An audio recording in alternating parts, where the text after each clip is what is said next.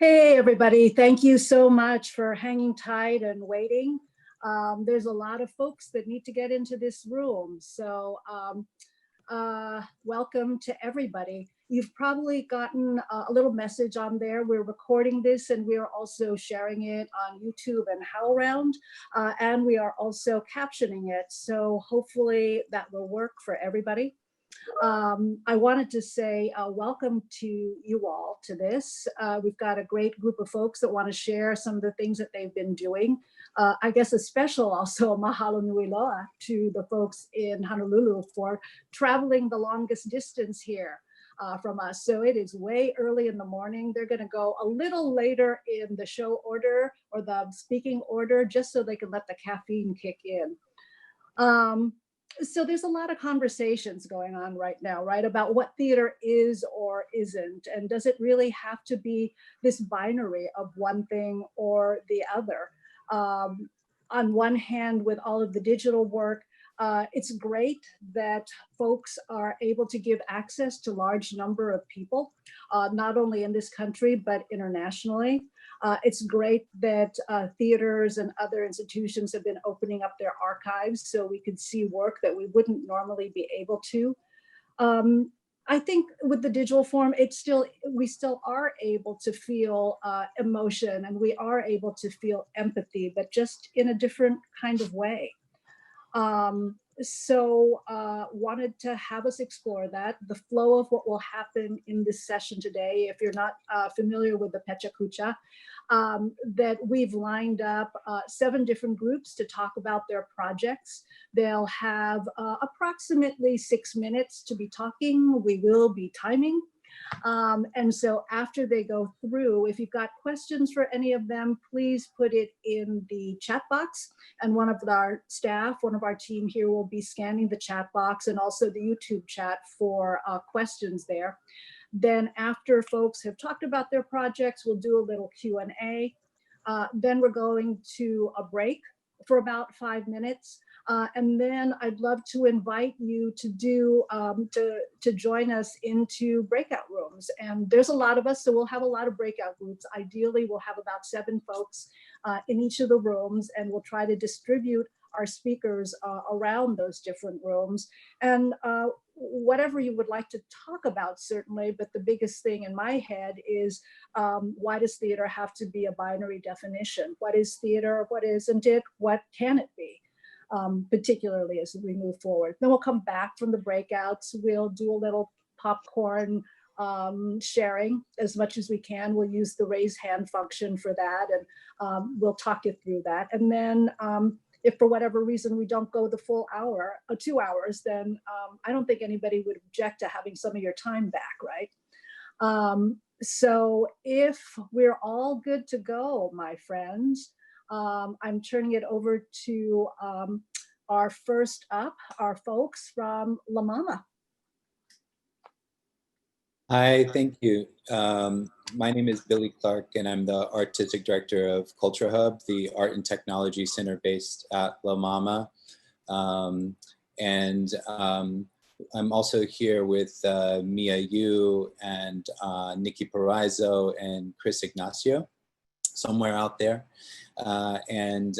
So they might jump in. I encourage them to jump in at any moment if they have something to add. We have 2 videos that we would like to share with you in advance. That'll be about 3 minutes, and then I'll speak after them. But just to give a brief introduction to what those are showing. One is just a general overview of a quick trailer of the work we've been doing over the past 10 years with CultureHub in collaboration with La Mama. And the Seoul Institute of the Arts, our other co-founder. And then the second video is just excerpts from a project that we've started only since social distancing has been put in place, which is called Downtown Variety. I'll talk more about that after the videos. So thanks, Josh. If you could play those, that would be great.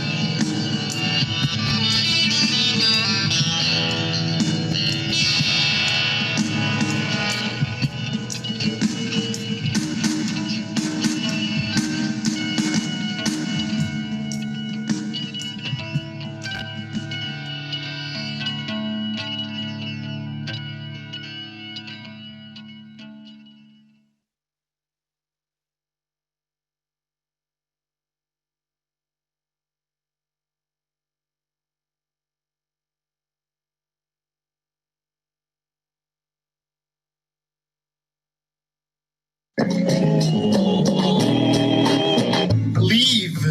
Be gone. I have nothing you want. You have nothing I need. Just go. So glad, man. Let's enjoy your friends. Nothing like moving those legs are meant to bend. There's no one else in your house? Are you alone? You've got someone there. As we wait for the day when things can return to normal, to the way things were, I don't want to go back to that normal. Even more than herd immunity, I am looking for immunity from this herd. You heard, hummingbird? I want to fly from flower to flower and freeze to admire her beauty.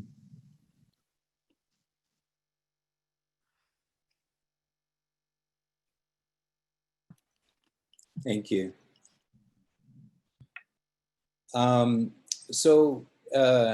Let me see, I think I have a minute or so left. I just want to talk a little bit about what CultureHub is, and it relates very much to the topic of today. 10 years ago, we formed CultureHub in collaboration with La Mama and the Seoul Institute of the Arts to really explore how we could use the internet and video conferencing technology in particular to make a connection between these two long-standing collaborators that had been working together for over 30 years. And so from the very, very beginning, we were investigating what it meant to use live video and audio feeds and video conferencing hardware and software in the context of live performance and in conjunction with the performing arts. And we ran into a lot of issues along the way, many things that were roadblocks to that work.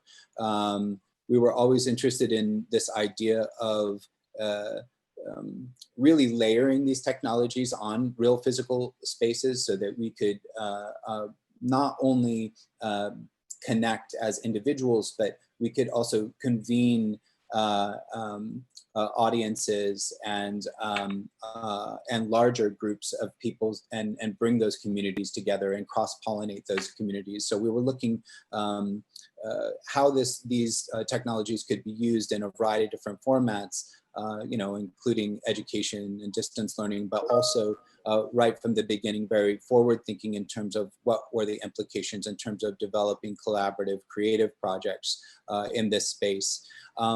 We rapidly discovered that we had so many connections in the performing arts world, but we didn't have that many in the media arts and technology space. And so we worked very hard in the first 5 years of CultureHub to sort of expand that network and to create those relationships. And about 5 years ago, one of the initiatives that we took on was in frustration with the tools that were available to us, was to start developing our own software tool for the kind of work and for creative artists and producers that were trying to make work in this space. And some of the challenges that we were facing were cost, difficulty of implementation. And so finally, we're at a point where we're going to be releasing Live Lab, which is the software that we've developed over the past 5 years. It's ready and it's available for people to use. And it's what we've been using to produce Downtown Variety, which is over the past, in response to the social distancing with COVID-19, we, in collaboration with the whole La Mama team, decided that we wanted to create a variety show, a weekly variety show that would be online, that is used Live Lab as the infrastructure to produce that and stream it out in collaboration with HowlRound. So I'd love to share more about that. If you're interested in that, I'm happy to talk about it in a breakout, or you can also reach us at culturehub.org. And there's also a mailing list for that on culturehub.org //live lab if you want to sign up for the mailing list there to get more information. And Cool. I think I must be at my time, right? You're a little over. There's Okay. some grace time in there. Thank you. So It's all good. I actually wanted to give that space because La Mama has really been the pioneer in so much of this work, and so many people have been inspired and been riffing off of the work that you've been doing. So thank you all. We're going to move, we're going to move over to our friends at the Movement Theater Company.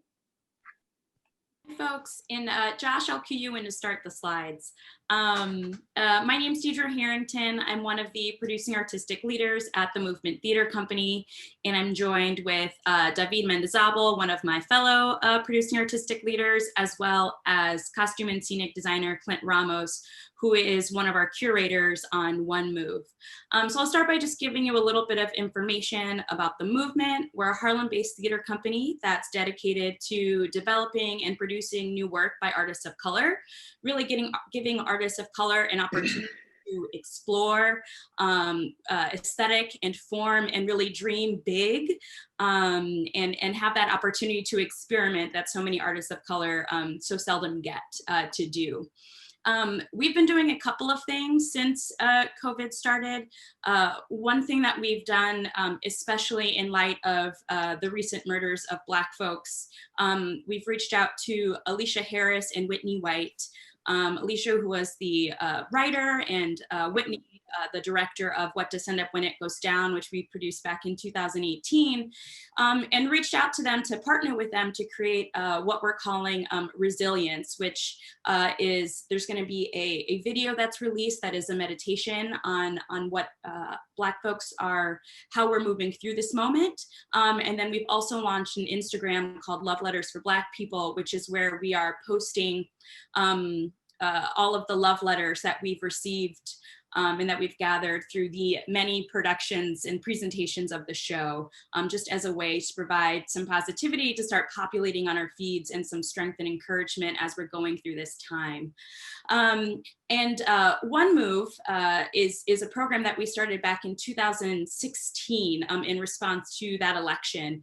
And knowing that theater takes so long for us to develop and produce and raise the funds, and we wanted to create a platform, a digital platform, for our artists to respond to things that are happening in the now. And so that's what One Move is about. And then I'm going to pass it on to David, who's going to talk specifically about One Move designed by. And Josh, if you'll go ahead and start those slides, that'd be great. Thanks, Deadria. So One Move designed by, we were fortunate to be a grantee of Art Equity, the Artists and Activists Fund. And so with that money, we really were examining who are folks in our field that are not receiving support right now, especially as the theater as we've known it has gone away. And so, you know, we are very close friends with Clint Ramos and Chasi, and we were noticing a lot of advocacy for designers. And one of the things that we're really excited by is the visual world of theater and how designers help us shape that visual world. So we reached out to them to help us curate a commission series called One Move Designed By, which is a designer-driven initiative where the designer acts with the absolute freedom as the lead artist to create digital content. And that is in the form of 2 to 5 minute videos. And the virtual gallery, which will be on our website, is going to be launched on Monday. And the hope of this is to continue to showcase the work of these emerging designers who help us bring the worlds that we see on our stages to life in a digital space. And Clint can talk a little bit more about our curation process. Yeah. Hi. Thank you, David. So what we asked each designer was to actually create work around the idea of the pandemic, right? So the work really varied from sort of like what could be perceived as a meditation on the zeitgeist, or various implications that it could be. We've sort of encouraged them to be their own kind of auteurs, you know, something a designer, usually a designer in the theater is not allowed to do. So, you know, we asked them to create work that was thematically direct or tangential to the present thing. It could be political or apolitical. It could be a psychological exploration of mortality or an expression of a future joy, a form of immigration protest or conceptual piece based on a personal fear. So a lot of these, as you can see, a lot of these designers really dug deep, you know, and so I think part of this exercise was to sort of deconstruct what a theater design is and what a theater designer's process is, and sort of really look at what those parameters are. And, you know, I think what we're trying to do here is recreate that sense of community, create a tangible creation that by its DNA, you know, just by the virtue of who's creating it, is inherently a product of theatrical thinking. So as you can look at all of the designer's work, which is like really varied, it produces work that I think, you know, is extraordinary, but it's also unique to a theater designer. And I just want to say lastly, a lot of this, and I have to say thank you to the Movement Theater Company, was a response to the dearth of resources that designers actually have in the American theater. Designers rarely get grants, you know, designers are not covered with a lot of the fellowships, you know, so designers alone actually sort of suffer from a dearth of resources. But specifically, you know, immigrant designers right now are under siege because by not being able to work, their statuses in America is actually threatened. You know, they cannot apply for any federal or state resources because that would make them wards of the state, which is illegal. But they also have to maintain a body of work. They need to be constantly working because if they have a lapse of 3 months where they're not working, that is a ground for deportability. So I encourage all of you to sort of reach out to all of these emerging young designers of color and immigrant designers and see what kind of work you can commission them to do. Great. Thank you so much, folks. I think Josh is going to transition and we're going to transition. We're going to go to Juggerknot, Juggerknot and PopUP Theatrics. Hi, everybody. My name's Tamilla Woodard. I am one of the founders of PopUP Theatrics, and I'm here today with my co-founder, Margineanu, and with the Juggerknot family, Natasha and Tanya Bravo, who have been our partners in this last venture called Long Distance Affair. And we want to just talk to you about a particular enterprise that we completed only last week. First of all, just to say a little bit about the company. A little bit about the company. PopUP, we were started in 2011, and the company's values are about creating collaborative experiences for artists without thinking about borders. Those are national borders, racial borders, cultural borders, all of the things that separate us in terms of our ideology or our experience, and to think about how to bring people together into dynamic and challenging art making experiences. Participation for our audience, creating means of participation that unritualize the theater, that make an audience understand the value of their presence there. In fact, that it cannot happen without them. We have a lot of one-on-one experiences, so that the idea that if you're not here, it's not happening is really, really profoundly true in all of our work. And then the last thing is immersion. And how do we create an experience for an audience that is 360 degrees, that wraps around the audience themselves, and that creates a different level of proximity for them to the work.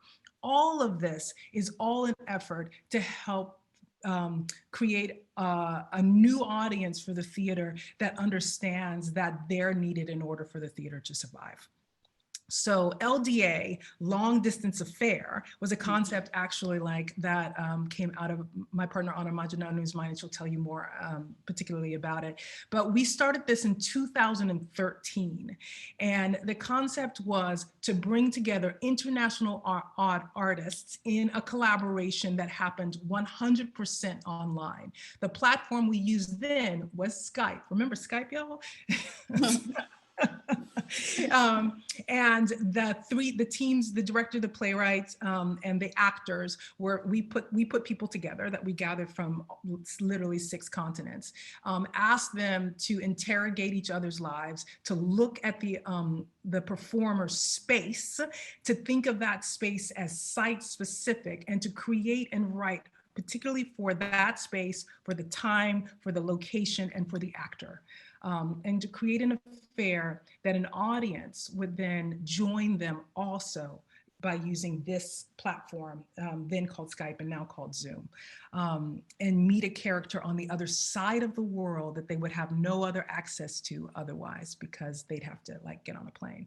So when this whole thing happened, of course, we got a lot of emails from people around the world who had been artists. We've collaborated with more than 100 artists at this point, literally on 6 continents, that said we should bring this forward to now. And so we created the 6th iteration of Long Distance Affair and modified it a small amount. One, we put it on Zoom. The other, the audience used to have to come to a place and sit at terminals in little boxes, in little designed rooms, and have their affair. And now we open that to them to actually do in their houses, on their couches, at their kitchen tables, at their desks, and have a direct conversation that's one-on-one with the character in Madrid or Singapore or Philadelphia or Bucharest or Miami, or to have a conversation with a character and 4 other humans who have logged on to that encounter. Juggerknot will say a little bit about all of the feedback we've gotten from audiences. We wanted to create a space where people could encounter their loneliness, and they could encounter other people who were also in isolation, and that we could tell each other's stories that hopefully would be healing and would be the kinds of stories that folks felt like they needed to hear right now, which was about resiliency and overcoming. So that's a little about LDA in general, and Anna will say a little more about this particular one. But first we will watch a little video, right? Sure. Yes. Yeah.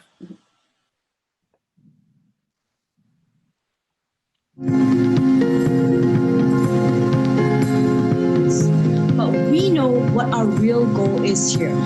Like the belly of a pregnant woman. But here in Madrid, I'm called Ángel. I think I should tell you all the bad stuff about myself first. If you can dream it, you can be it. I mean, there are 36 windows out here. I only watch her. So that his grandparents said, oh my God, oh, I'm so sorry.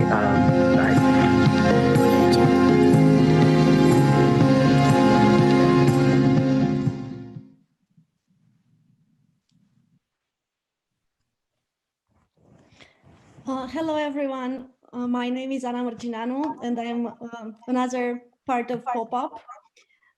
So to me, one of the things that makes LDA really special is the audience interactions, the audience participation.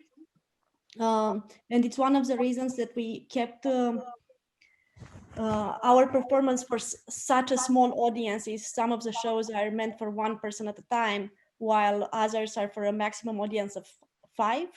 So everyone is greeted by name as they arrive at the station. People are encouraged to unmute their microphones. People are encouraged to turn their cameras on. People are constantly reminded that in a friendly way that they are actually there and that they are very important to us, that they are co-creating this performance. They are really part of it. So basically, actors would see the reaction, and something would change in their attitude, or they would say something about the way the audience is holding their hand. They would be able to move, to participate to the story as much as they wish. Like they can basically be quiet, and that's also super okay, but they can be as much involved as they want to. And I feel that we kept saying our actors and our playwrights, so let's not compete with Netflix. And I feel this is our way of not competing with Netflix, basically letting people know within the performance, and that performance is not necessarily realistic. We had angels, we have all sorts of camera movements. So so it's not like this type of very realistic Zoom call, but in the same time, the audience knows that they are seen and that their presence and participation matters. I'm going to jump in, Anna, because we have time for you all. So hopefully you'll be able to pick up more of that in the breakouts, and there'll be a little bit of time after, but I wanted to be able to shift us, okay? Just in the PechaKucha. So next up is Theater Mu. Thanks, Emilya. Hi, everybody. Thanks for having us. I'm Lily Tung Crystal, the Artistic Director at Theater Mu, and we're the second largest Asian American theater company in the country, located in the Twin Cities, and we've been around for 27 years. Since the murder of George Floyd, we are for the moment no longer doing online programming, because our staff is now activated in our neighborhoods, taking care of our BIPOC communities. But before last week, starting March 16th, we implemented 3 virtual shows a week, both artistic programming as well as theater-related programming. And it's really changed the impact we're making.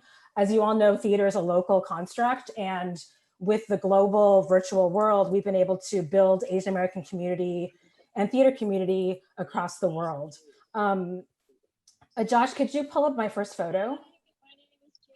So this first photo is of Mu Mondays, which is one of the events we have. It's a space where Asian American artists gather to read plays by Asian American playwrights. And we've had everywhere from 20 people on the Zoom to 60 people. And it's become a safe, healing space where Asian American artists can connect and work on their craft and learn more about Asian American plays and discuss those plays in a safe space. And then our next photo, what we do on Saturday mornings at 10 a.m. is a show called Family Explorations, where we hire an artist to teach families a theater-related activity. And that gives us the chance to employ our artists. And actually all the artists that appear on our shows are paid, with the exception of Moon Mondays, because that's an inward-facing event. And then our next photo is from Mutini Hour, which has become our flagship show. It happens every Friday night at 7 o'clock, and it happens on Zoom and then streamed to Facebook Live. It started with a company hangout with Interstate, which is a show written by Melissa Lee and Kit Yen that I was in at Mixed Blood, and we closed early. And so we got everybody together as a virtual online hangout that was live. And we got such great feedback, and there was so much support for it that we decided to continue Mutini Hour every Friday as a space for fun, but also for a forum to talk about important issues. And our next photo is our Mutini Hour from Racism. We had the Racism is a Virus leaders there, Diane Phelan and Ariel Estrada, with actor Brian Kim. And we've had people on like Lauren Yee, David Henry Huang, Leona Naka-Winkler.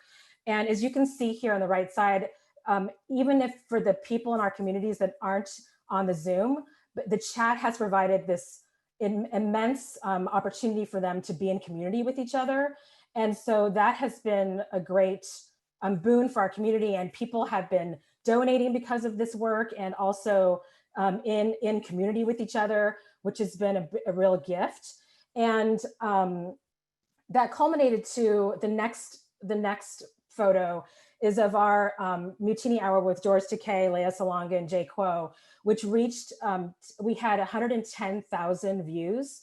And I joke that more people saw, more views happened that one night than people would see our shows in 5 years. It was, so that was a big sign to us of the global impact we're making. We had people come in from Philippines, China, Australia, all over the US because of George's immense social media reach. And again, it opened the doors to donations, to sponsorship of the program. And what I like to do at every Mootini Hour, even though it's not artistic programming, it's theater related, I do feel like the programming needs to be as interesting or entertaining as theater. And so I try to implement fun activities in the Mootini Hour, like games or the Proust questionnaire. And in this instance, we made a cake for George's birthday and presented him with the transponder cake that night. And then another thing we did, which is the video, and you can pause it for now, Josh, and then we can play it. We implemented, or we organized, Emilya Cachapero came on with Phil Congo-Tanda and Snehal Desai to talk about the origins of Asian American theater. And we organized a surprise reunion for Philip and Emilya with the OGs from that era, from the 70s and 80s. And I told Emilya that we had a surprise for her, and this is what happened next. Hold on. Maybe I need a drink refill for this. Do you want to go get a drink refill? You're welcome. I'm going to be right back. Okay. Wait, Lily, can we talk here? Whoa! Whoa! Wow. Holy cow! This is great. It's okay. Sorry. I've been watching. Oh my God. Thank you so much. So I want to know what's going on before I start. Wait, so okay, I want to introduce to our audience who's in the room. So these are all people who have worked together before and who are okay, so that was in the middle of Asian American Pacific Heritage Month. That was a really big, fun thing for us to do, and there was a lot of love in the room. And near the end of Asian American Heritage Month, we felt like we wanted to do more artistic programming. And so the next photo, Josh, is of a variety show that we organized with dance, music, spoken word, and comedy artists in the Twin Cities primarily. And you can just scroll through the next two photos, Josh. And we introduced our Mellon Foundation playwright in residence, Saimukta Vangse. She co-hosted, and there were, these are some photos from the variety show. So this was our first artistic programming since we couldn't gather anymore. And then the final photo is this last week we were scheduled to do a play fest gathering 30 Asian American theater artists, and you can see who they are there. 30 Asian American theater artists to come together to create 6 10-minute plays for the virtual environment. And it was supposed to happen Friday and Saturday. And because of the trauma and pain going on here in the Twin Cities, we chose to cancel that event. And our mission is to amplify unheard voices. And part of that mission is to know when to step aside to let others speak. And now, like I said, our staff is activated on the ground here, taking care of our communities. Moon Mondays has shifted into a caretaking and nurturing space for our artists to gather. And because of our increased reach we've experienced over the last 2.5 months, we are talking about restarting Mootini Hour to become a place for more conversations focused on social activism at this time. And eventually, when we do gather again in the theater, we're hoping that we still continue some of this online programming. Like Emilya said, it doesn't have to be binary. We'd like to still continue Moon Mondays to gather our artists from around the country to read plays. And we also would like to continue Mootini Hour, just probably not on a weekly basis. And so that is, but it's really taught us that we can use this space to support and employ our artists and also to increase our impact globally and build Asian American community globally. Great. Thanks so much, Lily. And for everybody watching, that was not a paid announcement. It was public embarrassment, but okay. So Emilya, you were so great on that show. Thanks, Lily. We're going to shift actually over to Lisa Portes, please. Hi, everybody. How are you? I just feel like a little shrimp among giants here. I had the MFA. My name is Lisa Portes, she or hers. I had the MFA directing program at the theater school at DePaul University in Chicago. And I'm here really representing my graduate directors. On Thursday, March 12th, we were told that all of the our spring productions were canceled.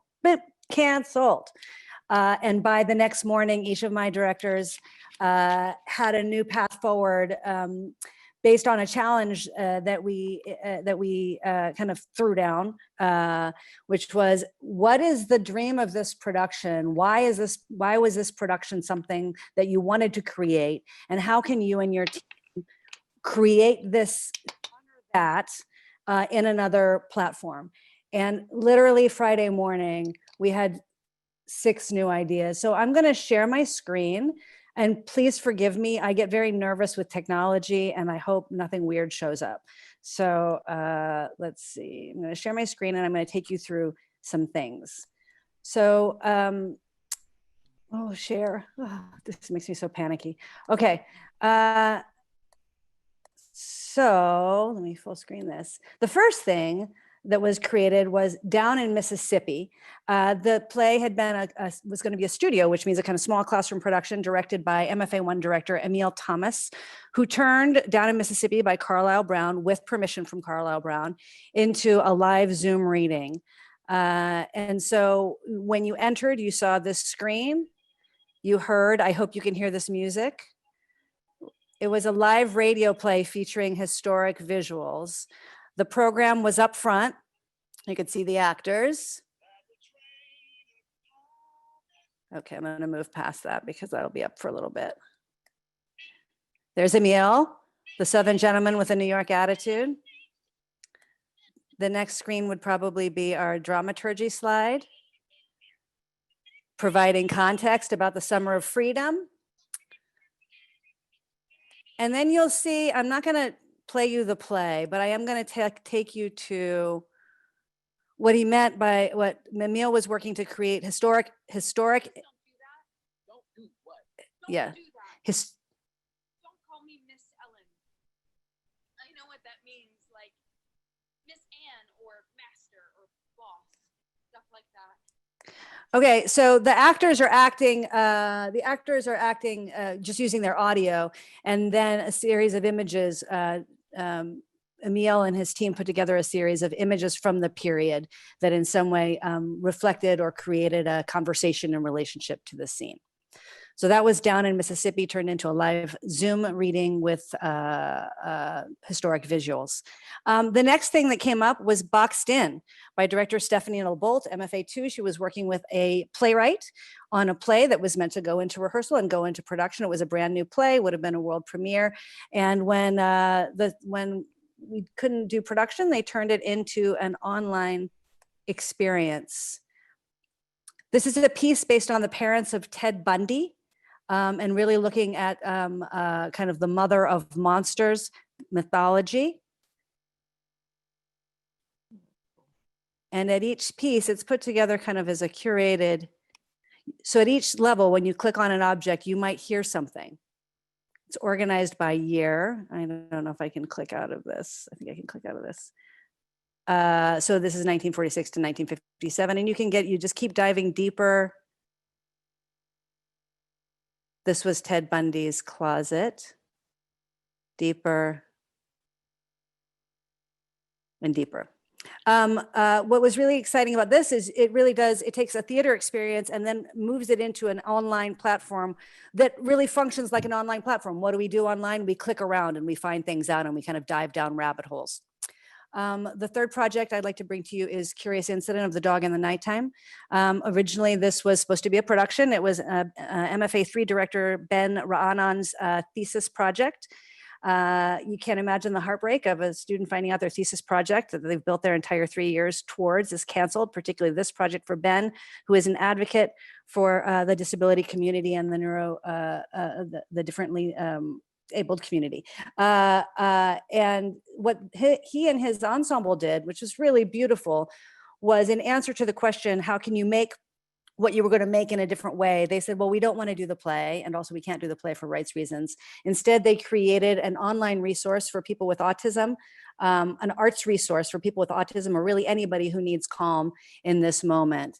And you'll see that under each of these, there are meditations. This is based on Bob Roth. You can watch somebody color. You can watch somebody play guitar.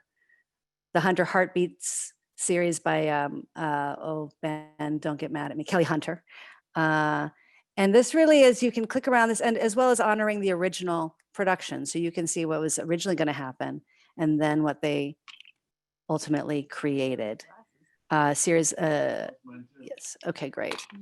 And I was working with a playwright, Maddie DePaul, and her play, The Model Play, which was turned into which we turned into an online website and podcast, which is housed here. I'm just going to take you through just a little bit of it. Oh, just wear your mask and don't touch your face. Come on, fly, fly. Yeah, I think so. Just be careful. The models, this follows 5 16-year-old models in the year 1987 to 1988 as they travel the world. You would listen to the podcast here. You can see what they're wearing here. There is a complete with a, oh, where is it? Oh yes, complete with a BuzzFeed quiz, find out what model you are. And then finally, one of the directors doing Lemons, created an Instagram play where they received the rights from the director, from the playwright, excuse me, to turn it into an Instagram project. I can't find my other beautiful Instagram picture because I'm not as organized as Josh. But mainly what I wanted to point out, and I'm going to get out of the share screen, is that it was a tremendous time of innovation, and it will continue to be a tremendous time of innovation as we ask ourselves, what were we trying to make, and how can we use the tools available to us to reinvent what theater is at that time in the time of the COVID, and at this time in this time of actual revolution. What is theater? Who is it for? What is the cry of the project that you're trying to create, and how do you create it using the resources available to you? Thank you, Lisa. Those are exactly the questions that should be forefront in our minds. And I am so inspired by the work of these students. Amazing. We're going to see more student work because we're going to shift to Peter Kuo. Hi. Oh, are you all seeing something? No? Yes? Now? Okay, great. Hi, I have a lot I want to share, so I'm going to talk really quickly. So I directed the MFA production of In Love with Warcraft for A.C.T, where I'm the Associate Conservatory Director, where I do administrative work, direct, and teach. But before I talk about my theater life, I've worked in the theater for about 22 years, but for a stint of period, I was working on online digital medium. I don't know if that happened, yes. So for 4 years, I was making YouTube video sketch comedies in which I was talking to myself. You can see a sample of me singing happy birthday to myself. At the peak, I had about 5,000 subscribers, and this was an audience that I cultivated and developed and worked with really closely. Basically, because of that audience, when I would upload a video within 24 hours, I would get about 1.5 thousand views on those videos.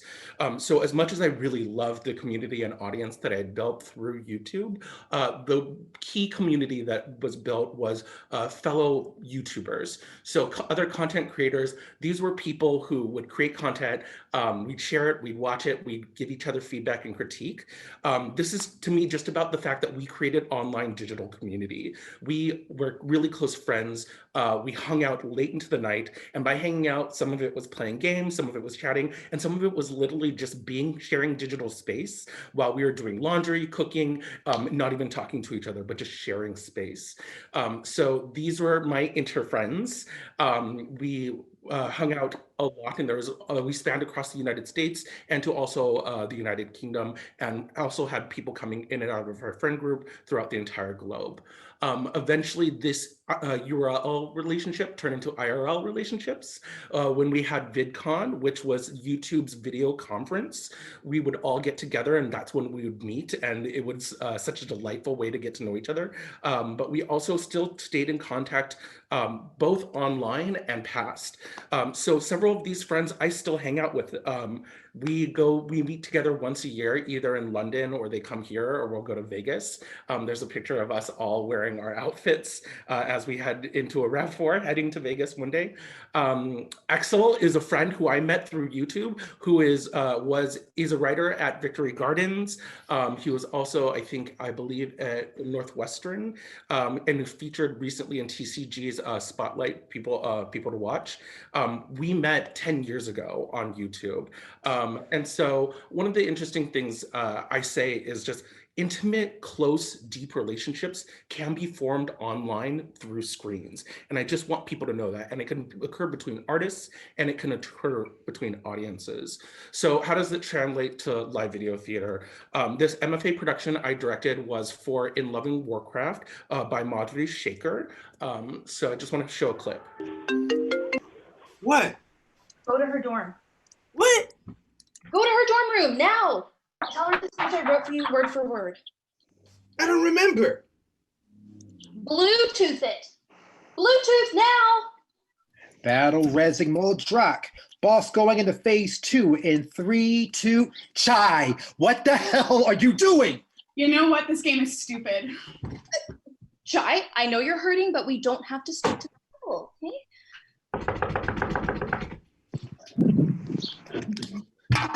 Baby, please, just hear me out. Ow! So as you can see, these were 4 different students. Those are students of 6, and 4 of them, or all 6 of them, were in independent homes. None of them were together. So they shared space by acting like they were together. This show specifically let had the actors and characters being aware of the camera at moments because they were playing an online video game. But we also had scenes in which they weren't talking to each other on camera. These 2 actors are in completely 2 different spaces, but they're looking at each other and they're talking to each other because we staged eye line. That was part of the blocking that we did.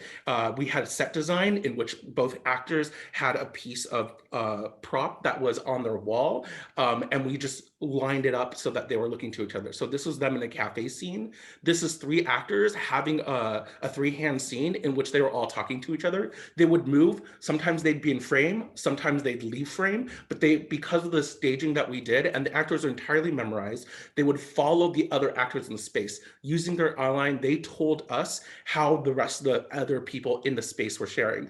None of these floor plans actually matched up, but this is how they shared space together.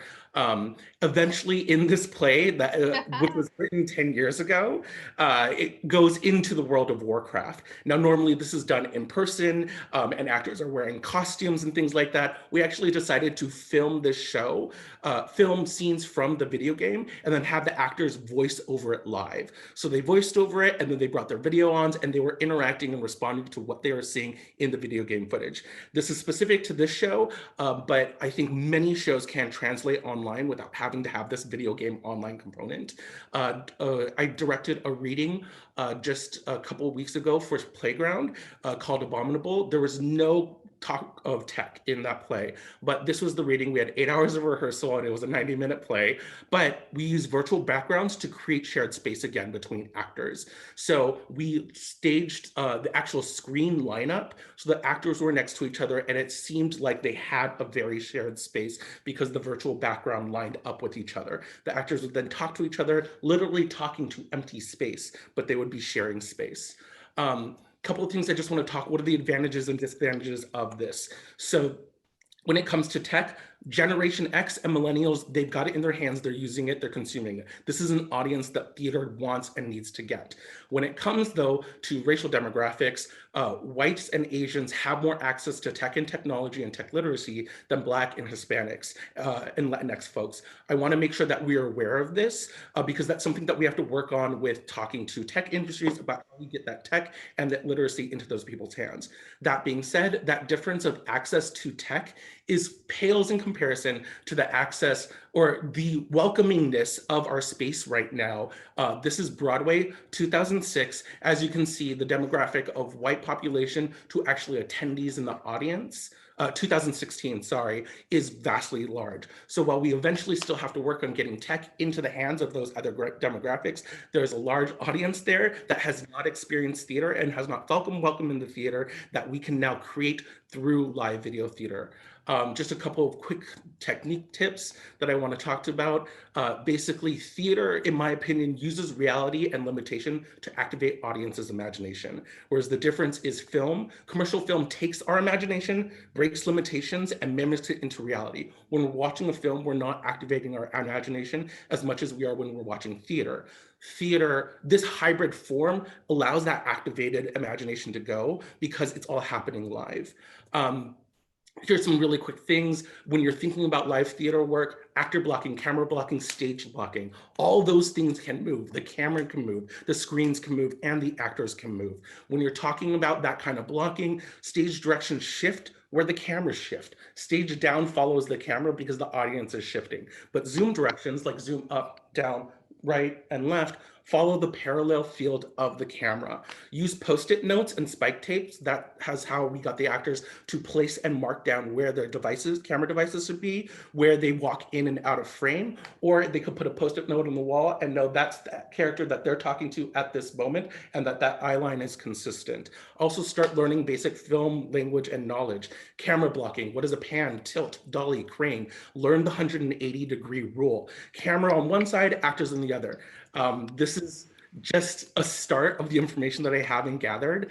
This is some of my information. Perseverance Theater has hired me to teach a live video theater workshop, which will be happening June 15th and 19th. A couple other theaters company have asked me to consult with them, which I'm doing. Also, Howron article will be coming out talking about this, and A.C.T is committed to it doing an encore performance of In Love and Warcraft. That's to be determined. So there's so much more I'd love to share, but I think I'm at time. But thank you so much. Thank you, Peter. Thank you, Peter, for being such a resource and actually being generous in how you're working. So the information is shared because there are a lot of people along the continuum who are just starting to get into this work. So really practical things too. Thank you. So we're going to go the long distance and visit our friends at Honolulu Theater for Youth. So Eric and Moses and Reiko, I think you're up, right? Yeah, thank you so much. Great, Josh, if you want to just go ahead and start with the slides and then we'll just jump in as we go. All right, here we go. Aloha mai kākou e nā hoa hana ke aka. Good morning, good afternoon, good healing to all of you who are listening, and thank you for having us. Mahalo, Moses. We are a diverse, multi-ethnic, multicultural ensemble of artists and educators that has been serving Hawaii's families for 65 years. Yeah, so in response to the COVID-19, we were lucky enough to partner with two different organizations. One is a local media company called NMG Network. And then our television station, our largest television conglomerate, which is the CBS NBC affiliate, Hawaii News Now. And we quickly created our own digital production company out of those three entities. And we built The Highway, which, next slide, please. And what is The Highway? The Highway is a 30-minute television show that was shot on our phones in our houses that was created to bring the magic of H2I's stage productions right into the living rooms of our families that were stuck at home. And the idea really was generated from our board of directors. We had a meeting when all this was going down, and the board challenged us to find new ways to serve our mission in our community. And we decided somewhat irresponsibly at first, but to keep our entire ensemble on payroll. And we sort of gambled the farm and rolled everyone over into producing TV very, very quickly. So next slide, please. Okay, and now the show remained true to its name, The Highway, and for all 8 episodes, we kept the focus on the people and the stories of Hawaii, as you can see exemplified in this picture of this beautiful Hawaiian woman. That's me, if you can't tell. Life in Hawaii is very it's unlike living anywhere else in the world, and the experience that we have here in Hawaii are very, very unique. Next slide. So we knew that we needed to tell the COVID story from a child's perspective and about what the families in Hawaii and around the globe were experiencing together in an unprecedented way. So episodes included everything from social distancing and fear to new ways families were finding to celebrate special days like birthdays. Next slide, please. Great. So one of the things that I've really been thinking about in this moment is that what are the news stories that we need to teach this next generation? And I think that so often, and I'm so guilty of this, you know, a lone hero battling against evil in the world is such a dramatic idea that we go to.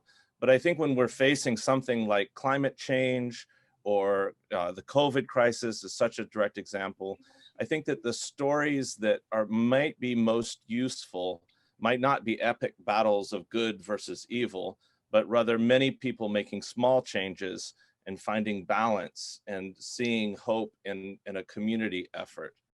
And so that's what we tried to focus on. Next slide, please.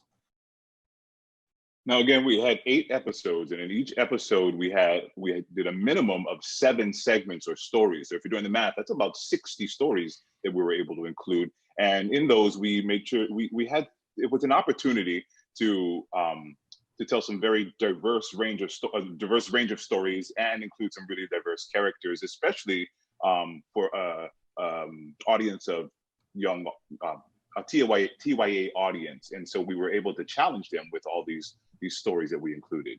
Next slide. Okay, so the results are that we're a company that we travel to 5 different islands every single year by plane, and we're really dedicated to reaching our whole population here across the Hawaiian Islands. We are really proud to reach 120,000 people a year with our theater work. So you can imagine how shocked we were when we found that in our first 3 weeks on television, we reached 176,000 viewers. And that was just for the first 3 episodes. So we're gonna blow our entire audience size out of the water in a time where we can't actually do theater. And I think that the skills we're learning to work across different mediums and explore different possibilities are just beginning. We're talking about other ways of using digital content and using, I think our piece of this story is using an ensemble of theater artists and designers in a new, entirely different way that they can switch back and forth. So our fundraiser is going to be broadcast on primetime television this year.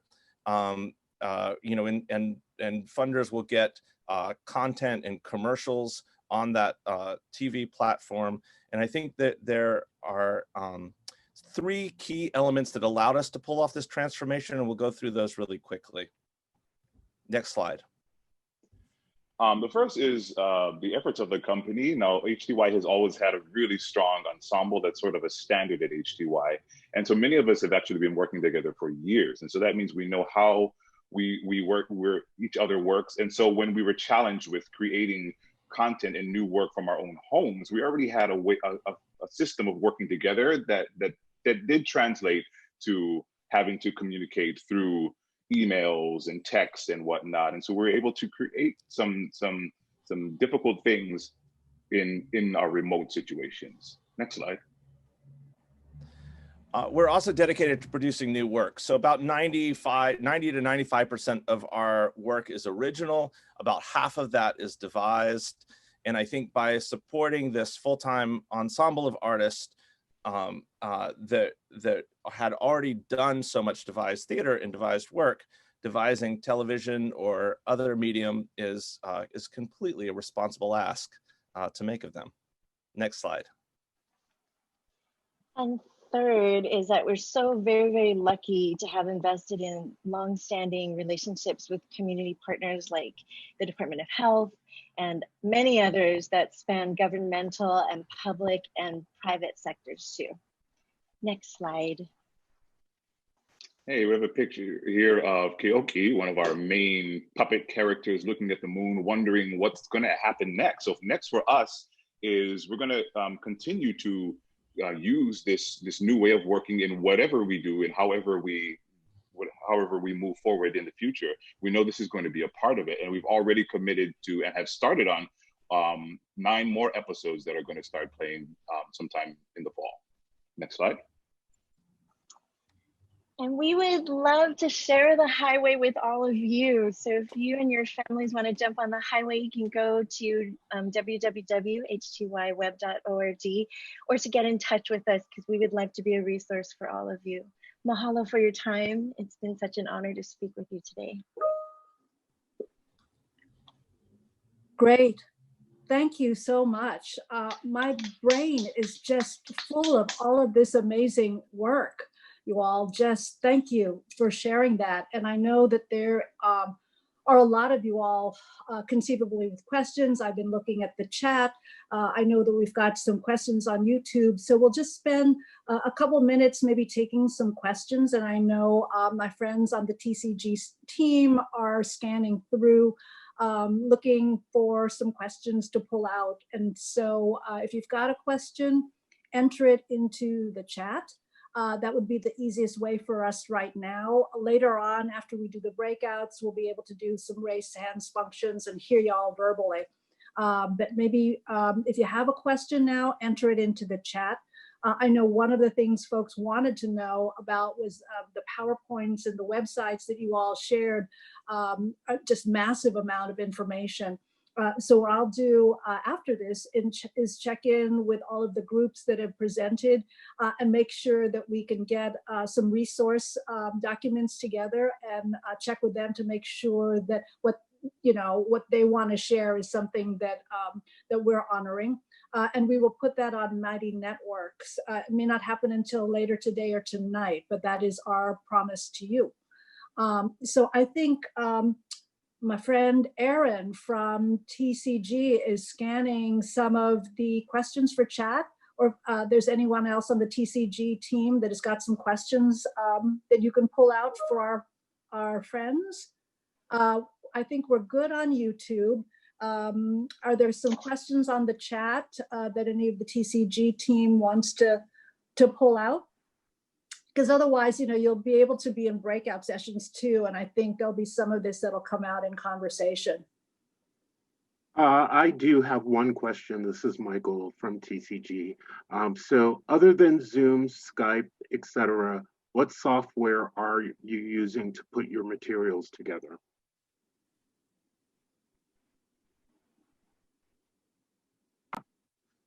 And I think that's probably for anyone that presented.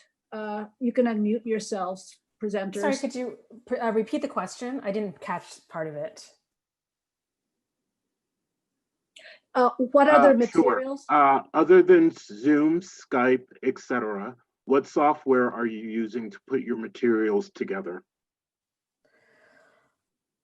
So we primarily use Zoom that gets transmitted to Facebook Live, but for our Playfest, which we had to postpone, or we chose to postpone, we were starting to use OBS, which is Open Broadcasting Software, something like that.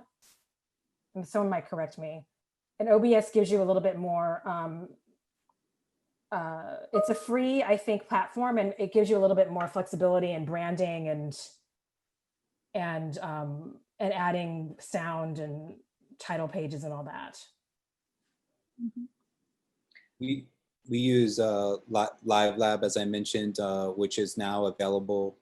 So we can share those links, and then we use that in tandem with OBS. So Live Lab is a video conferencing aspect, like Zoom, but then for streaming, then we use a version of OBS called Streamlabs OBS, which is also open source and free. LiveLab is open source and free as well.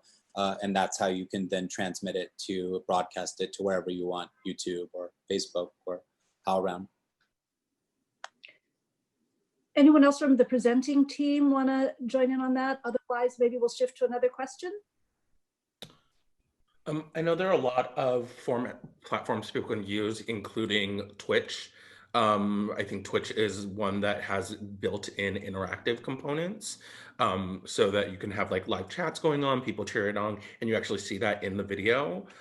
We made sure that when we did our show, we had the live chat functioning, which helped the audience get a sense of collective laughter, sadness, and just there was at points where the actors were creating hashtags Team Ryan, Team Raul, of which person they wanted that main actress to fall in love with. It was really fun. And there was a point where like the whole audience got silent and I thought we lost them.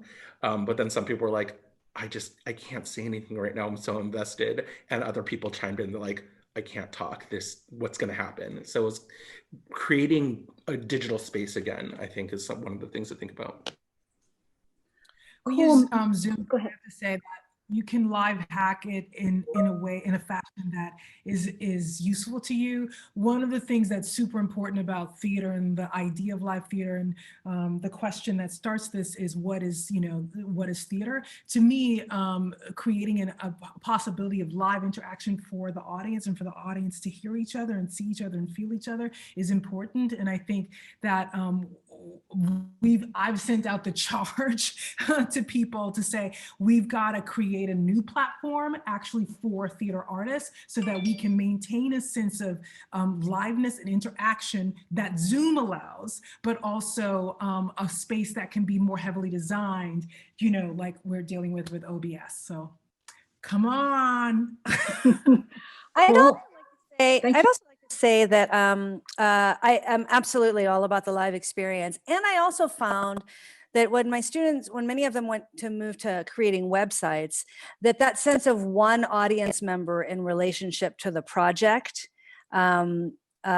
becomes also a really interesting rabbit hole to fall down.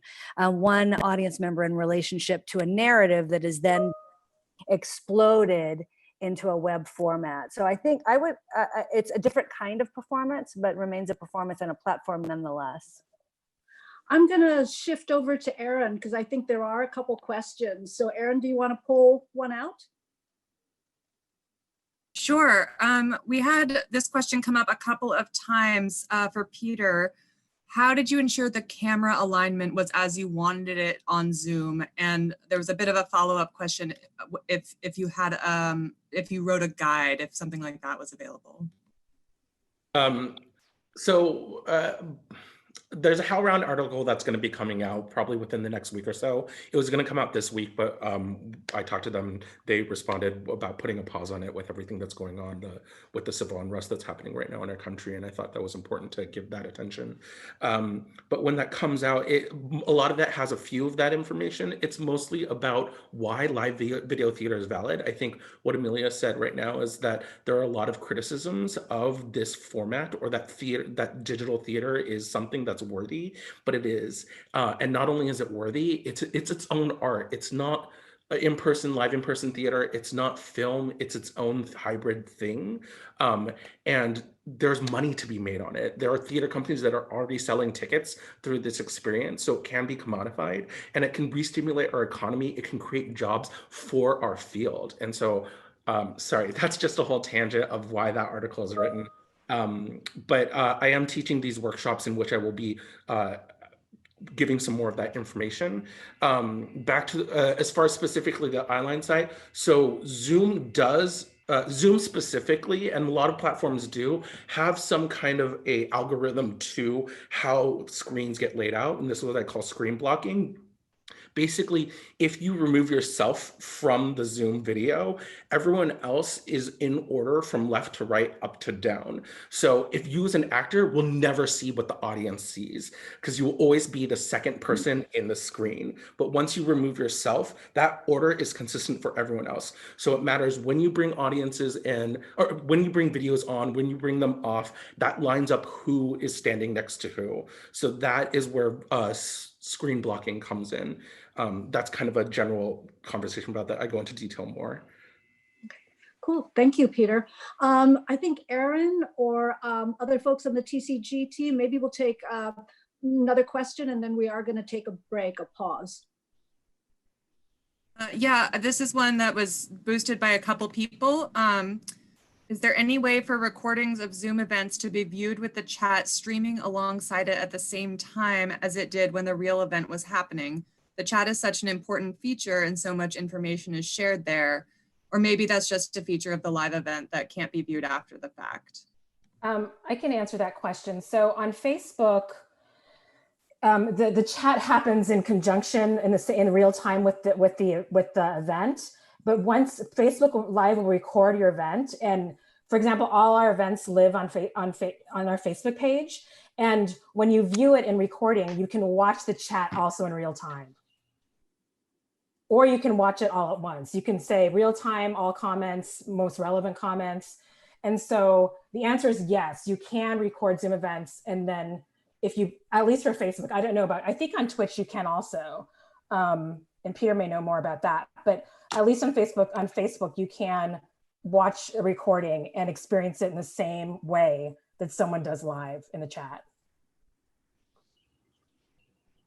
Cool, anyone else on the panelist team want to weigh in on that? Okay, well, we're going to take a 5-minute break because I think, you know, being in front of a screen for any length of time gets taxing. So we'll take a break in a moment, but for a moment before we do that, I actually would love to bring something else into the space right now. That George Floyd's family and his brother in particular, Terrence Floyd, was doing a memorial that is happening kind of in real time now, where he was speaking and then folks in Brooklyn were going to walk across the Brooklyn Bridge. So I just wanted to take a moment before we go into our break to do just a moment of quiet and trying to send out positive energy to the family. So I'll stop.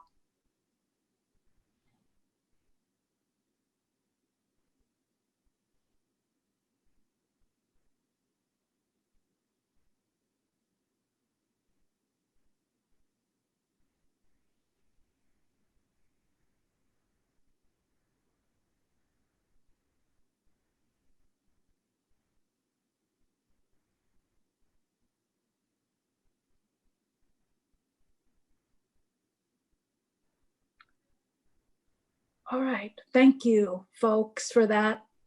So we're going to take 5.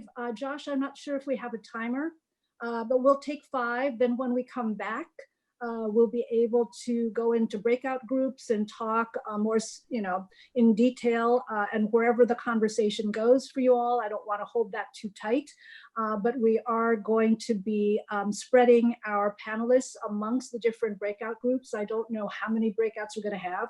You'll be in the breakouts for about 20 minutes or so, then we'll come back as a group, talk some more, and then we'll see where we are. Y'all good?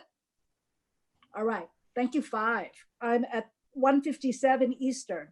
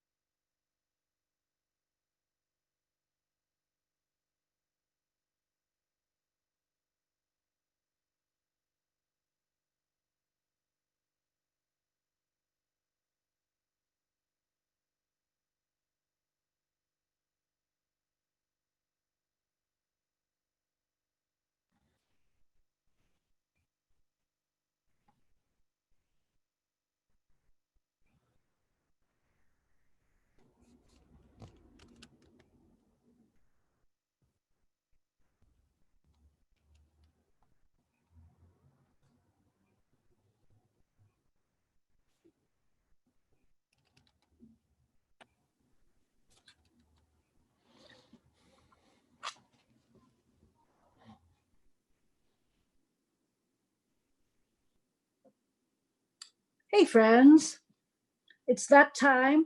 I know folks are like making their way. So I am just scanning. Yeah, we've got a good critical mass of folks.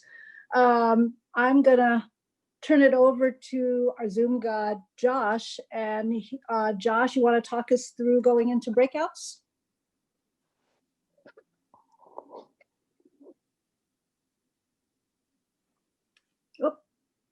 Hi, everyone. So I'm sure most of you are familiar with breakout rooms on Zoom at this point, but I'm going to open them in a minute, and then you should see a prompt on your screen to join. Or if you don't see that prompt, then just go to the bottom of your screen and search for the breakout room icon. It's not there yet, but it will be there now. So just let me know if you have any issues, and feel free to return to the main room if you're not comfortable in your breakout.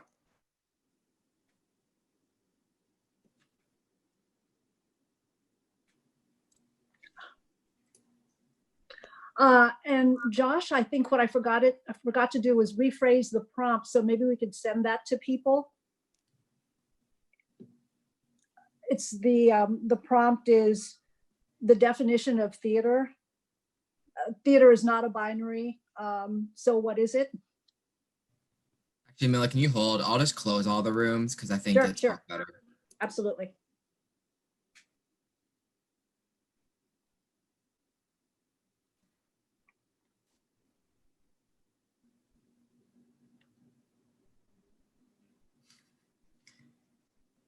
Folks are returning. They're like unexpectedly returning. Just give us 10 seconds, folks. Folks are rejoining because I just closed the rooms.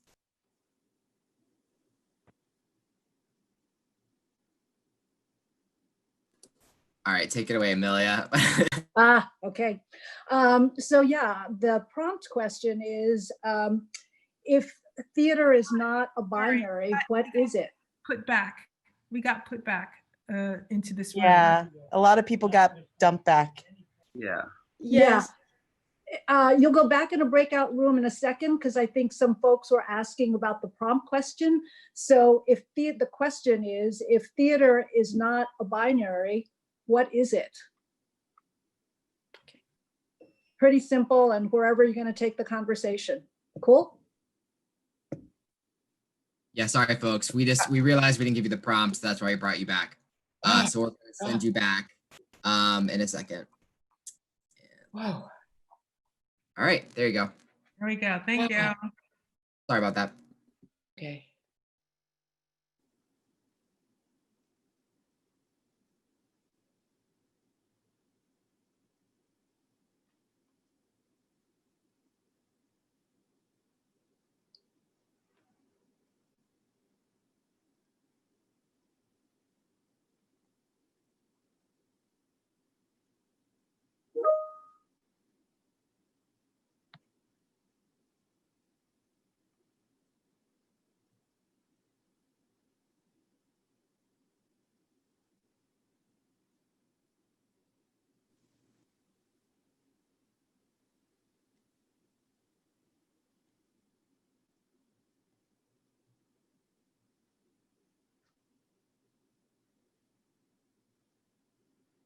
I think what always happens is people might be away from their screens.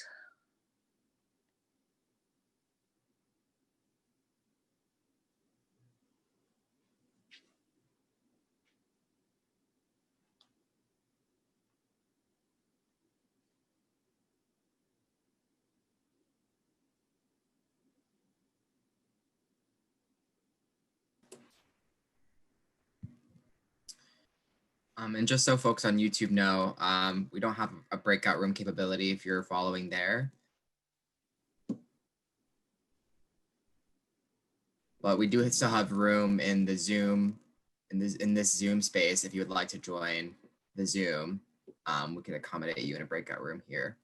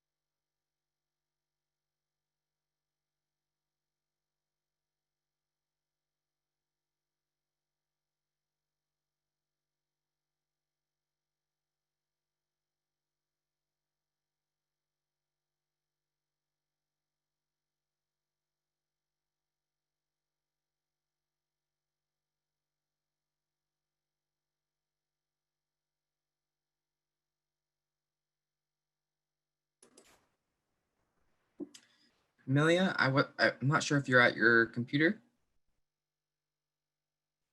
Yeah, I was actually just answering a question in the chat. Great. That's what I was talking about. Yep. Sorry to not totally understand it, but there are 4 of us in the breakout room and none of us really knew what you meant. So okay. Sorry, that there's some conversation that feels that theater has to only be in a physical space, a theater building. And there are other folks that are saying theater can be a different form in a virtual space, which is a binary and either or. So if it's not either or, what is it? What can it be? okay. That we might, okay, that helps. How do I get back to my group?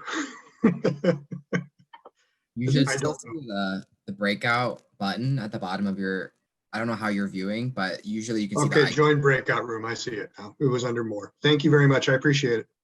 Great. Hey Josh, I'm just looking at the list here to try to find your captioner. I'm just not seeing anybody who had, usually our captioners put that they're a captioner within their name. So I'm just not seeing them in their group. I can transfer hosting back over to you if you think you remember their name at all. Or actually, Josh, would you mind doing something? Because you could send a message to all of the groups, right? True. Because it's maybe the definition of the binary, what we just said, that, sorry, I just went brain dead for a second. By binary, we mean, does theater can only happen in a physical theater building? If it doesn't happen in a physical theater building, it's not theater. So is the binary physical space versus digital space? Yeah, I guess, yeah. Or non.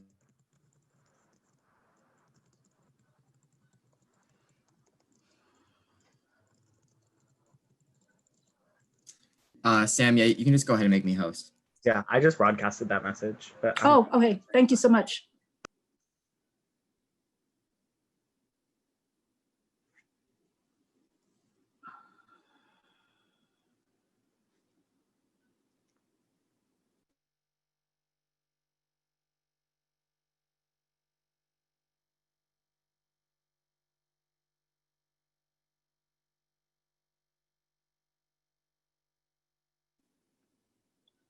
I've lost track of time. Where are we time-wise? It was about 6 minutes. Okay, cool.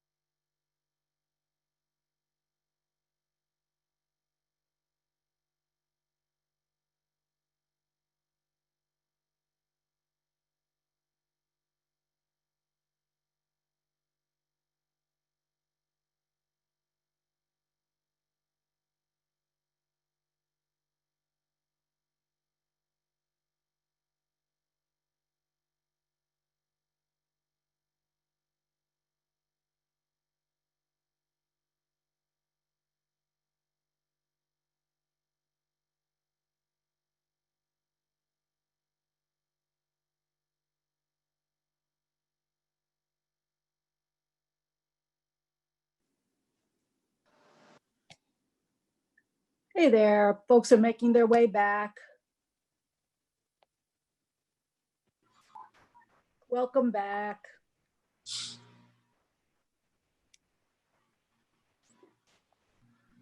Great.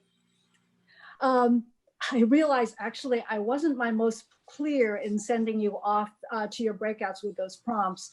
And so midway, we put something in the chat. But nonetheless, I hope that you had conversations that kind of fueled some good ideas, and questions were asked and thrown out, maybe not always answers, right? That's kind of where we are right now. We'd love to be able to open the space up, not necessarily a report out in a formal way of, you know, what you talked about in your groups, but thoughts, questions, resources, anything like that that came up. We're going to do it two ways. And Josh, do you want to tell people about raise hands? And because they could raise hands and then that'll automatically stack. And then we'll also continue to take questions in the chat and also YouTube. Yep, just go ahead and use the raise hand feature on Zoom or the chat on Zoom if you're more comfortable with that. And then if you can just comment on the chat on YouTube if you're watching that way.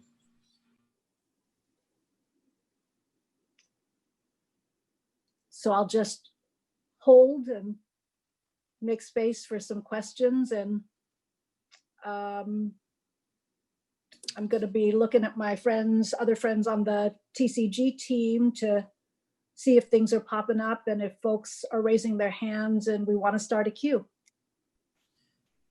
I think we have a hand raised from Daniela. Go for it. Hi, everyone. I was in group 2. My name is Daniela. In my group, we had Gavin, Amanda, Teresa, Yana, Jeremy, and Olga. We talked a lot about what does it mean as artists, what we find sacred, and deconstructing the idea of the art being sacred in four walls, and exploring outdoor performance as a different way of practicing theater. Some of us are educators, and so we were also looking about different hierarchies and how maybe some theaters might create like, I'm blanking out, I'm so nervous. Overall, we were just talking and listening and supporting each other and how to translate theater into different mediums, expanding not just what we know from, you know, writers, going again with Peter and collaborating with graphic designers as our new frontier of theater is going into this new digital era. And also, yeah, just that is all. Thank you. Cool. Thank you. Great. TCG team, do you want to queue up who's next? Yes, we have Diana raising the hand. I just want to make a quick comment. I think one of the things that that I sort of remembered and that we emphasized in the group was the internet inequity and lack of access for a lot of our wider communities. That's really something that we're going to have to take into account and figure out as we continue to share out virtually. Absolutely right. Thank you. Next, we have Jay with a hand raised. Hey, y'all. I just wanted to share something that I've been thinking about, and we talked a bit about it in our group, which is the ways in which theater is in service of community. And if we maintain that that's what we use theater for, to reach, to change, et cetera, our community, then what are the ways in which we might be able to theatricalize service outside of the walls of the theater, whether that be in terms of getting people, in terms of food justice? How do we maybe create a Zoom experience where we go to a grocery store with folks who maybe have a bad relationship with food or otherwise feel like they don't have access to good food that is nourishing and not a piece of plastic. That maybe there's an actor where you could choose your adventure and go to your kitchen and pull out the ingredients that you feel like you can make nothing with. And there's an actor completely dramatizing some cooking show, and you end up with a beautiful meal that is nutritious for your family. So looking at a lens of being in service to community and how do we theatricalize that, and so that we're still creating theater, though we may not be inside. Absolutely, absolutely. We actually had a session earlier today that was called Theater is What the Community Wants Us to Be. And there were folks exactly doing that. We had Jack from Brooklyn, that is a food distribution hub.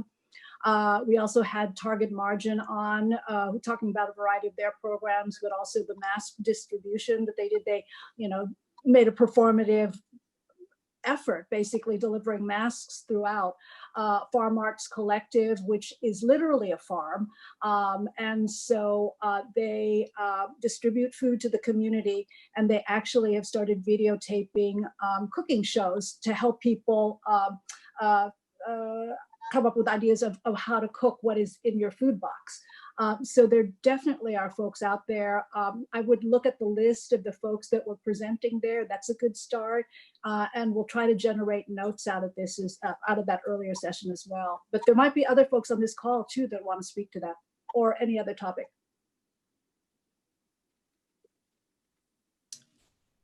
Great. I'm kind of just going off the hand raises here. So we have Keith next.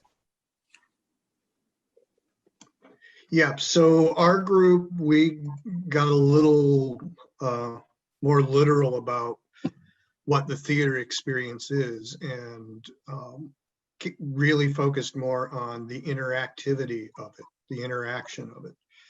That the essence of theater is the direct communication between actor and audience, between performers and audience. And so working with these new mediums in a way that that interaction, that connection can happen is something that we didn't want to lose sight of as we were talking. Cool. I know that we're at 2:33 Eastern, and there are still a few more questions. Our conference team said that we could go another minute or two more.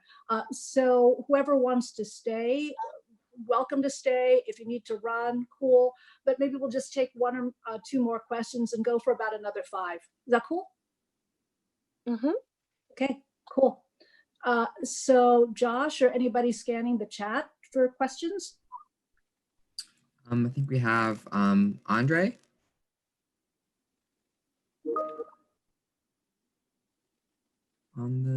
I think that it's important to highlight how this platform makes us more available to communities that otherwise wouldn't be able to buy a ticket to our theaters. I think that it's really important to be able to, even though we were talking in our group, changing our mindsets, but we are hitting more people, and everyone was talking about it. Everyone that talked earlier was talking about how people suddenly had more views than in their whole year. And I think that's part of it. We're able to get to communities that we wouldn't be able, that aren't available to buy a ticket. Mm-hmm. Mm-hmm. Yeah, absolutely. I mean, just hopefully every theater and every theater maker is thinking about the relationship to community and audiences, not as being transactional, but of building relationships over time, that you can't expect to do one show, somebody comes and then, you call them up another month or two again to come to another show. It's transactional versus where's the mutual benefit in that relationship, not a one-way street. And that's something that TCG through our Audience Revolution program has been working on. And I know I'm scanning through, a lot of y'all are already really doing that quite well. Another question or two, and then we might have to wind down, folks. I see Francine in the queue. Thanks. This is great, and our group was great, and we were really excited about the fact that all of these new discoveries create so much access for people who haven't had it before. And I too want to remind people about advocating for broadband. I live in a place where there's not a lot of access. But my question, so this raises a question about when to monetize and when not to monetize. I did do a Mutini. I loved the what Theater Mu is doing, and they had, I know when I did that, I donated money. They asked for donations, and I'm wondering if that's what other groups are doing, or if they're charging a certain amount and how they're doing that. I know that probably can't be answered now, but it is something on my mind. But I can answer really quick if that's okay. So we with LDA, we actually did we had ticket sales, and we had a scale from anywhere from $11 to $40 if you bought a package. So you know, it was a big question mark for us when we first started, obviously during COVID and you know, everybody going through financial hardships. But what we did find is, you know, although one ticket is a 10-minute experience, is that people wanted to have a longer experience. So that $30 or $40 ticket gave you that. And we also, the way that the show was structured, you could come back multiple times. So if I bought one ticket for $11, I can come back again and see another show and go to another city. So I do want to say that it did work, and people did buy tickets. And people bought the $40 tickets, those sold out first. Yep. Mm-hmm. People wanted an optimal experience. If they were going to sit down and actually watch something online, they wanted to optimize their experience. Well, what I appreciated, Tamilla, in Long Distance Affair was that you could choose your own adventure. You could go to one city, and so that was an amount. You could go to more cities, it was a little more money. So there were options for people to choose according to budget too, in that way. Correct. We talked to a pricing specialist that came in and talked to the National New Play Network, and they did a seminar on it, which I'll see if we can get them to share. But what was really helpful is them talking about that people putting multiple price points in that start anywhere from 5, 10, 15, 25, 50, with really no other benefit except that people choose their price point, and actually people chose higher price points. So they said there's no reason to not do it because people do select the higher price points. Also, Francine, we've been able to leverage some of our programming for sponsorships, for corporate sponsorships. So for the George Takei episode, obviously, but also for our Playfest, we had a corporate sponsor. And I would also... Go ahead, Doug. I'm going to say, so I'm with Arts Consulting Group in addition to being a stage director. And we were actually going to do a session about this on Tuesday, which had to be moved, obviously, because of all the changes in the world. But the big takeaway is that there's more and more theaters experimenting with it. And basically, they're not having any trouble selling, again, 10, 15, 20, 30, 40, $50 tickets. And the other interesting point about it is that a lot of those tickets they're selling to people who don't already participate with their organization. So it's people who would never have come in person, not only seeing what they're putting online, but paying for it. So there's a lot out there. Obviously, the flip side is even people who've been charging for online content for a long time are giving it for free right now in a lot of cases because it's a crisis moment. But that's what's happening out there. Thank you, Douglas. I think we're going to have to start to wind down, folks, because there are other sessions happening later, and want to make sure that y'all are taking time for breaks, and the TCG team too. We need some breaks. This has been fabulous. My promise to you all is to gather the information, the resources we have, and it'll get posted probably on Mighty Networks. And like I said, give us a little grace period. It may not happen right after we close this, but certainly between now and the end of the conference, maybe I'll say that. I wanted to give a big shout out to all the groups that presented and inspired us. So thank you, thank you. A big shout out to the TCG team that was frantically running the back end and the chat and YouTube and HowlRound and our Zoom god, Josh and Sam. I know there are probably other folks. A big shout out. We couldn't really do this without y'all. So to be continued. This is not the end of this conversation, right? Ciao. Bye. Bye. Thank you. Thank you. Bye, everybody.